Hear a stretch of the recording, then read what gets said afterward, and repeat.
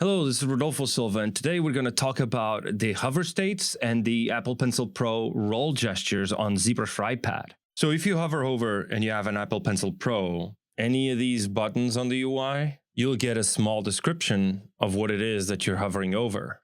And I'm just hovering over with my Apple Pencil. I'm not clicking anything or touching with my Apple Pencil Pro. I'm just hovering on top of that button. In addition to that, you can also see the hotkeys right next to the name of whatever you're hovering on top of. Now, you can customize that by going over to the user settings, and under UI, you can see down below under tooltips, you can enable or disable tooltips on hover. And if you disable this and you go back, now you can see that it doesn't show you any tooltips when you hover over each button. Below that, you can also tell ZBrush when to show the keyboard shortcuts. So if you have always turned on, it will always show the keyboard shortcuts. But you can also tell it to only show the keyboard shortcuts when a keyboard is actually connected, or to never show keyboard shortcuts.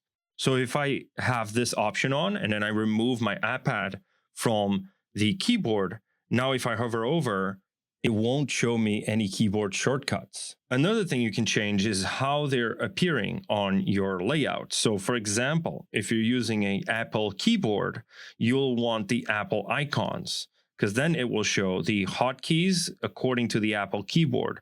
So if I go over here to my undo button, you'll see that the keyboards are now aligned with your Apple keyboard. You can also switch from Apple icons to Apple labels. And now you'll see the actual key. So now you have Command Z instead of Control Z. And if you're a Windows user, it can also go to Windows labels. And now you know that you're going to see Control Z, for example. Another feature that we have on the Apple Pencil Pro is the roll gesture. So any of these buttons that have a little circular control over here on the left, you can hold with your finger and then just push it up and down to control that.